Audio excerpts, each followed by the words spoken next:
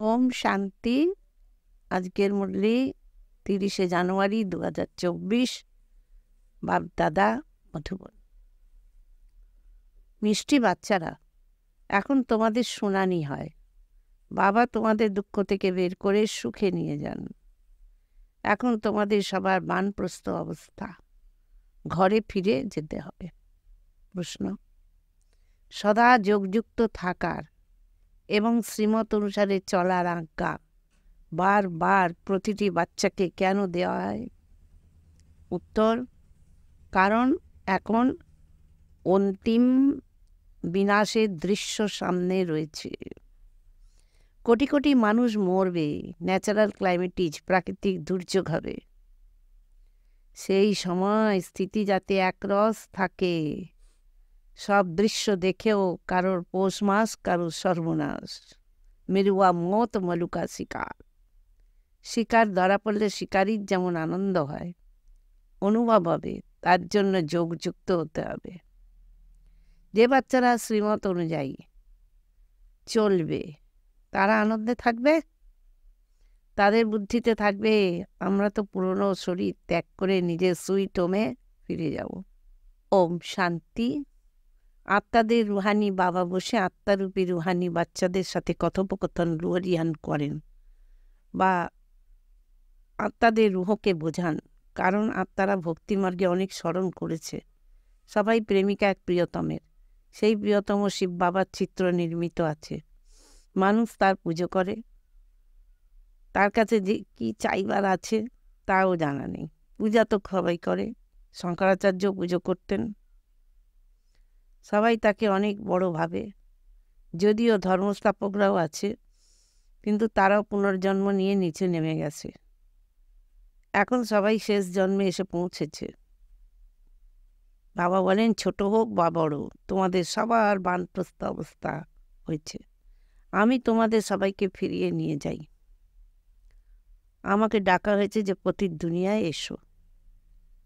কতখানি সম্মান দেয়া হয়। পতিত দুনিয়া পরের রাজ্যে আসুন। নিশ্চয়ই দুঃখী হবে, তবে তো ডাকবে। গাওয়া হয়ে থাকে দুঃখহর্তা সুখকর্তা যখন, তখন নিশ্চয়ই ছি পুরনো দুনিয়া পুরনো শরীরে আসতে হবে। তাও তমপ্রধান শরীরে। শতপ্রধান দুনিয়ায় আমাকে কেউ স্মরণ করে না। ড্রামা অনুযায়ী আমি সবাইকে সুখী করি। বুদ্ধির দ্বারা বুঝে নিতে হবে যে সত্যযুগে নিশ্চয়ই আদি সনাতন দেবী দেবতা ধর্ম হবে। অন্য সৎসঙ্গে তো শুধু শাস্ত্র পাঠ করে নিচে নামতে থাকে, পাঁকে পড়ে দুঃখী হয়। এটা হলো দুঃখধাম, ওটা হলো সুখধাম। বাবা কত সহজ করে বোঝান। কারণ অবলা নারীরা কিছুই জানে না।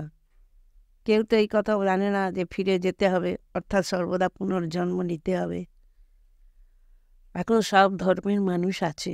সর্বপ্রথমে স্বর্গ ছিল তো একটি ধর্ম ছিল। সম্পূর্ণ চক্র তোমাদের বুদ্ধিতে আছে। অন্য কারো বুদ্ধিতে এইসব কথা থাকবে না। তারা তো কল্পের আয়ু লক্ষ বছর বলে দিয়েছে। একেই বলে ঘোর অন্ধকার। জ্ঞান হলো সম্পূর্ণ আলোক। এখন বাচ্চারা তোমাদের বুদ্ধি আলোকগ্রস্ত, আলোক প্রাপ্ত হয়েছে। তোমরা কোনো মন্দির ইত্যাদিতে যাবে তো তোমরা বলবে শিব বাবাই কাছেই যাই। এই লক্ষ্মী নারায়ণে আমরা পরিণত হই। এইসব কথা অন্য সৎসঙ্গে হয় না। সেগুলো সব হলো ভক্তি মার্গের কথা। এখন তোমরা রচয়িতা রচনার আদি মধ্য অন্তকে জেনেছ। মুনি ঋষিরা বলতেন আমরা জানি না, তোমরা প্রথমে জানতে না। এই সময় সমগ্র বিশ্বে ভক্তি রয়েছে। এই হলো পুরনো দুনিয়া। অসংখ্য মানুষ এখানে। সত্যযুগ নতুন দুনিয়া জান তো একটি মাত্র অদ্বৈত ধর্ম ছিল। তারপরে হয় দ্বৈত ধর্ম। অনেক ধর্ম থাকলে তালিও বাজবে, মতভেদ হয়। একে অপরের সঙ্গে খিটখিট লেগেই আছে। ড্রামা অনুযায়ী এটাই নিয়ম। কাউকে পৃথক করবে তো যুদ্ধ হবে, পার্টিশন করা হবে। মানুষ নিজের পিতাকে না জানার দরুন পাথর বুদ্ধি হয়েছে। এই সময় বাবা বোঝান দেবী দেবতা ধর্ম প্রায় লুপ্ত হয়েছে। এমন একজনের কেউ নেই যে জানে এদেরও রাজত্ব ছিল। তোমরা এখন বুঝেছ আমরা এখন দেবতায় পরিণত হয়েছি। শিব বাবা হলেন আমাদের ওবিডিয়েন্ট সার্ভেন্ট। বিশিষ্ট ব্যক্তিরা চিঠিতে নিচে লিখে থাকেন, আই অ্যাম ওবিডিয়েন্ট সার্ভেন্ট। বাবাও বলেন আমি হলাম ওবিডিয়েন্ট সার্ভেন্ট, তো দাদাও বলেন আমি ওবিডিয়েন্ট সার্ভেন্ট। আমি পুনরায় 5000 বছর বাদে প্রতিকল্পের পুরুষোত্তম সঙ্গম যুগে আসি, বাচ্চাদের এসে সেবা করি। আমায় বলা হয় দূর দেশ নিবাসী, এর অর্থ কেউ জানে না। এত শাস্ত্র ইত্যাদি পড়ে কিন্তু অর্থ বোঝে না। বাবা এসে সব বেদশাস্ত্রের সার তত্ত্ব বুঝিয়ে দেন। তোমরা বাচ্চারা জানো যে এই সময় হলো রাবণ রাজ্য, মানুষ পতিত হয়। এও ড্রামাতে আছে। বাচ্চারা তোমাদের নরক থেকে বের করে স্বর্গে নিয়ে যাওয়া হয়, যাকে গার্ডেন অফ আল্লাহ বলা হয়। কলিযুগে হলো কাঁটার জঙ্গল, সঙ্গম যুগে ফুলের বাগান তৈরি হচ্ছে। তারপরে তোমরা সেখানে সত্যযুগে সদা সুখী থাকো। এবার হেলদি সদা সুস্থ, এবার ওয়েলদি সদা ধনী হয়ে যাও। অর্ধকল্প সুখ, তারপরে অর্ধকল্প দুঃখ, এই চক্র ঘুরতেই থাকে, এর কোনো শেষ নেই। সবচেয়ে বড় হলেন বাবা, তিনি আসেন শান্তিধাম সুখধামে নিয়ে যাওয়ার জন্য। তোমরা যখন সুখধামে যাও বাকিরা সবাই শান্তিধামে থাকে। অর্ধকল্প হলো সুখের, অর্ধকল্প হলো দুঃখের। তাতেও সবাই খুশি, তাতে সুখী বেশি। যদি অর্ধেক অর্ধেক হতো তাহলে তাতে টেস্ট কি করে আসতো? তোমরা ভক্তি মার্গেও খুব ধনী ছিলে, এখন তোমাদের স্মরণ এসছে যে আমরা কত ধনী ছিলাম। ধনী ব্যক্তি যখন দেউলিয়া হয় তখন স্মরণ করে যে আমাদের কাছে কি কি ছিল, কত দান ছিল। বাবা বোঝান ভারত বিত্তশালী, একদম সাউকার ছিল, প্যারাডাইজ স্বর্গ ছিল। এখন দেখো কত গরিব হয়েছে, গরিবদের ওপরে দয়া হয়। এখন একবারই কাঙাল হয়ে গেছে, ভিক্ষা চাইছে। যারা সলভেন্ট ছিল এখন ইনসলভেন্ট হয়েছে। এও তো নাটক। বাকি যে ধর্ম আসে সবই হলো বাইপ্লট, মানে মূল নাটকের সাথে সম্পৃক্ত এক বা একাধিক প্লট। কত ধর্মের মানুষ বৃদ্ধি পায়। ভারতবাসীদের এই 84 জন্ম আছে। একজন আত্মারূপী বাচ্চা সব ধর্মের হিসাব লিখে পাঠিয়েছিল, কিন্তু এইসব কথায় বেশি মাথা ঘামিয়ে লাভ নেই। এও তো সময় নষ্ট করা হলো। এত সময় যদি বাবার স্মরণে থাকতো তো কিছু জমা হতো। আমাদের মুখ্য কথাই হলো আমরা পুরুষার্থ করে বিশ্বের মালিক হই। বাবা বলেন তোমরাই শতপ্রধান ছিলে, তোমরাই তমাপ্রধান হয়েছ, 84 জন্ম তোমরাই নিয়েছ। এখন ফিরে যেতে হবে, বাবার কাছে ভরসা নিতে হবে। তোমরা অর্ধকল্প বাবাকে স্মরণ করেছ, এখন বাবা এসেছেন, তোমাদের শুনানি হয়।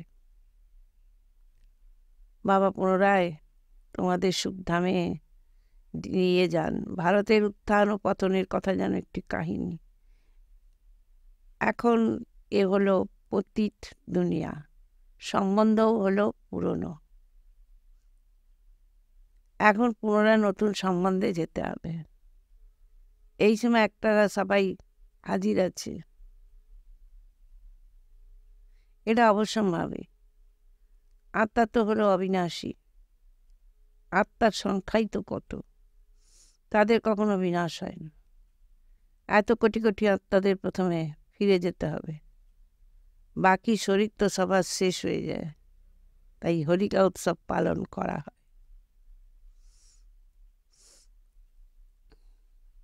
তোমরা জানো আমরা পূজ্য ছিলাম, পূজারী হয়েছি, আবার পূজ্য হই। সেখানে এই জ্ঞান থাকবে না, না এই শাস্ত্র ইত্যাদি থাকবে, সব শেষ হয়ে যাবে। যারা যোগযুক্ত হবে, শ্রীমত অনুযায়ী চলবে, তারা সব কিছু দেখবে। কিভাবে ভূমিকম্পে সব শেষ হয়, খবরের কাগজ ছাপা হয়, কিভাবে গ্রামের পর গ্রাম শেষ হয়ে যায়। বোম্বে এমন ছিল না, সমুদ্রকে শুকিয়ে গড়ে উঠেছে, আবার সমুদ্র হয়ে যাবে। এই ঘর বাড়ি ইত্যাদি কিছুই থাকবে না, সত্যযুগে মিষ্টি জলের উপরে মহল থাকবে, নুন জলের উপরে হয় না। অর্থাৎ এইসব থাকবে না। সমুদ্রে এক বিশাল ঢেউ এলেই সব শেষ হয়ে যাবে, অনেক উপদ্রব হবে, কোটি কোটি মানুষ মরবে। খাদ্যবস্তু, আনাজ ইত্যাদি কোথা থেকে আসবে? তারা জানে বিপদ তো আসবেই, মরবে, মানুষ মরবে। তখন সারা যোগযুক্ত থাকবে, যারা যোগযুক্ত থাকবে তারাই সেই সময় আনন্দে থাকবে। কারো পৌষ মাস, কারো সর্বনাশ। মেরে মাউট মালুকা সীতা। বরফের বৃষ্টি হলে অনেক মানুষের মৃত্যু হয়, অনেক ন্যাচারাল ক্যালামিটিজ হবে। এই সব শেষ হয়ে যাবে। একে বলা হয় ন্যাচারাল ক্যালামিটিজ, গডলি ক্যালামিটিজ বলা হবে না। গডকে দোষ কীভাবে দেবে? এমন নয় শঙ্কর চোখ খোলেন তো বিনাশ হয়। এইসব হলো ভক্তি মার্গের কথা। শাস্ত্রে মুসলের কথা লিখেছে। তোমরা জানো এইসব মিসাইলসের দ্বারাই কিভাবে বিনাশ করা হয়, কিভাবে আগুন, বিষাক্ত গ্যাস সব তার মধ্যে দেওয়া থাকে। বাবা বোঝান শেষ সময় যাতে সবাই নিজেদের মধ্যে মারা যায়, কোনো বাচ্চার যেন দুঃখ না হয়, তাই ন্যাচারাল ক্লাইমেটিজেই সবাই মরবে। এইসব পূর্ণ নির্ধারিত ড্রামা। আত্মা তো অবিনাশী, কখনো বিনাশ হয় না, আর না ছোট না বড় হয়। শরীর সব এখানেই শেষ হবে, বাকি আত্মারা সব সুইট হোমে চলে যাবে। বাবা কল্প কল্প আসেন সঙ্গম যুগে। তোমরাই পুরুষোত্তম সঙ্গম যুগেই উঁচুর থেকে উঁচু হও। বাস্তবে শ্রী শ্রী শিব বাবাকে বা শ্রী শ্রী শ্রী দেবতাদেরও বলা হয়। আজকাল তো দেখো সবাইকে শ্রী শ্রী বলা হয়, শ্রীমতী অমুক, শ্রী অমুক। এবারে শ্রীমত একমাত্রই বাবাই দেন। বিকারে গমন, এটি কি শ্রীমত হতে পারে? এ হলো ভ্রষ্টাচারী দুনিয়া। এই মিষ্টি মিষ্টি বাচ্চাদের বাবা বলেন, আমাকে স্মরণ করো, তবে খাদ দূর হবে। গৃহস্থ থেকে পদ্ম ফুলের মতন পবিত্র থাকো। স্বয়ের এখন বিশ্বের আদিমধ্যান্তের চক্র সম্বন্ধে জ্ঞান হয়েছে, কিন্তু এই অলঙ্কার তোমাদের দেয়া হবে না, যাবে না। আজ তোমরা নিজেদের সুদর্শন চক্রধারী ভাবো, কাল মায়া চড় লাগিয়ে দিলে জ্ঞান উড়ে যাবে। তাই ব্রাহ্মণদের অর্থাৎ তোমাদের মালাও তৈরি হতে পারে না। মায়া চড় লাগিয়ে অনেককে পতিত করে দেয়, তো মালা তৈরি হবে কিভাবে? দশার পরিবর্তন হতে থাকে। রুদ্র মালা ঠিক আছে, বিষ্ণুর মালাও আছে, বাকি ব্রাহ্মণদের মালা তৈরি হতে পারে না। বাবা বাচ্চাদের ডাইরেকশন দেন, দেহ সহ দেহের সব ধর্ম ত্যাগ করে মামেকম স্মরণ করো। বাবা তো বলেন নিরাকার, তার নিজস্ব শরীর তো নেই, এবং তিনি এসেছেন ব্রহ্মা বাবার বানপ্রস্থ অবস্থায়। যখন তার 60 বৎসর বয়স, বানপ্রস্থ অবস্থায় গুরুর কাছে দীক্ষা নেয় মানুষ। আমি হলাম সদ্গুরু, কিন্তু গুপ্ত বেশে। তারা হলো ভক্তির গুরু, আমি হলাম জ্ঞান মার্গের। প্রজাপিতা ব্রহ্মাকে দেখো, অনেক বাচ্চা আছে, বুদ্ধি সীমিত থেকে বেরিয়ে অসীমে চলে গেল, মুক্তিতে গিয়ে তারপর জীবন মুক্তিতে আসে। তোমরা প্রথমে আসো, অন্যরা পরে পিছনে আসে। প্রত্যেককে প্রথমে সুখ পরে দুঃখ ভোগ করতেই হয়। এই হলো ওয়ার্ল্ড ড্রামা। তবে তো বলা হয় অহ প্রভু তোমার লীলা। তোমাদের বুদ্ধির উপর থেকে নিচে পর্যন্ত পরিক্রমা করে। তোমরা হলে লাইট হাউস, পথ বলে দিয়ে থাকো। তোমরা বাবার বাচ্চা, তাই না? বাবা বলেন আমাকে স্মরণ করো, তবে তোমরা স্তমপ্রধান থেকে শতপ্রধান হয়ে যাবে। ট্রেনে যাত্রার সময় তোমরা বোঝাতে পারো, অসীম জগতের বেহদের বাবা হলেন স্বর্গের রচয়িতা। ভারতের স্বর্গ ছিল, বাবা আসেন ভারতে। শিব জয়ন্তীও ভারতেই পালন করা হয়, কিন্তু কখন হয় সে কথা কেউ জানে না। তিথি তারিখ কোনোটাই নেই।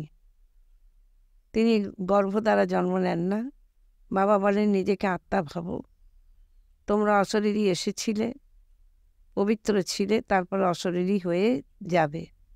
মামেকম স্মরণ করো, তো পাপ কেটে যাবে। আচ্ছা, মিষ্টি মিষ্টি হারানিধি বাচ্চাদের প্রতি মাতা পিতা বাপদাদার স্মরণে স্নেহ সমান সুপ্রভাত। আত্মাদের পিতা তার আত্মারূপী বাচ্চাদের জানাচ্ছেন নমস্কার। ধারণার জন্য মুখ্য সার 1 নম্বর পয়েন্ট, লাইট হাউসে সবাইকে পথ বলে দিতে হবে। বুদ্ধি সীমিতের প্রতি না রেখে অসীমের প্রতি রাখতে হবে। সুদর্শন চক্রধারী হতে হবে। এখন ঘরে ফিরে যেতে হবে, তাই বানপ্রস্থ অবস্থায় শতপ্রধান হওয়ার পুরুষার্থ করতে হবে। নিজের সময় নষ্ট করবে না। বরদান, সম্বন্ধ সম্পর্কে এসে ডায়মন্ড হয়ে ডায়মন্ডকে দেখো, দাগহীন ডায়মন্ড ভব। বাপদাদার শ্রীমত হলো ডায়মন্ড হয়ে ডায়মন্ডকে দেখো। যদিও কোনো আত্মা কালো কয়লা একদম তমগুণী হয়, কিন্তু তোমাদের দৃষ্টি পড়ার সাথে সাথে তাদের কালো ভাব কম হয়ে যাবে। অমৃত বেলা থেকে রাত পর্যন্ত যত জনের সম্বন্ধে সম্পর্কে আসো, শুধু ডায়মন্ড হয়ে ডায়মন্ডকেই দেখতে থাকো। কোনো বিঘ্ন অথবা স্বভাবের বশীভূত হয়ে ডায়মন্ডের ওপর যেন কোনো দাগ না লাগে। যদি অনেক প্রকারের পরিস্থিতির বিঘ্ন আসে, কিন্তু তোমরা এত পাওয়ারফুল হও যাতে তার প্রভাব তোমাদের উপর না পড়ে। স্লোগান, মন আর বুদ্ধিকে মন্মত থেকে সদা খালি রাখাই হলো আজ্ঞাকারী হওয়া। অব্যক্ত সাইলেন্সের দ্বারা ডবল লাইট ফরিস্তা স্থিতির অনুভব করুন। যেরকম মহাকাশযান অনেক উঁচুতে ওঠার কারণে পৃথিবীর চিত্র যেখানে থেকে খুশি তুলতে পারে, এই রকম সাইলেন্সের শক্তির দ্বারা অন্তর্মুখিতার গুহায় বসে সাইলেন্সের গভীর অনুভব করা, এই অনুভূতি ডবল লাইট ফরিস্তা বানিয়ে দেবে। ওম শান্তি। আজকের শ্রীমত 70 নম্বর, সেবাতে নিজের সব কিছু সোহা করতে হবে। দিব্যগুণ 70 নম্বর, সামঞ্জস্যতা। অবগুণ 70 নম্বর, অখুশি ভাব।